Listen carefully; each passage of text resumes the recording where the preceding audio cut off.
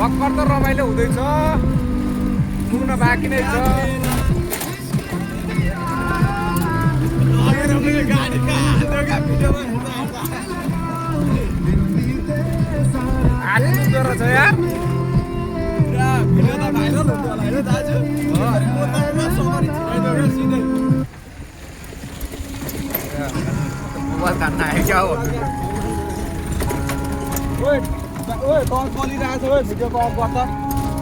हात दुख्छ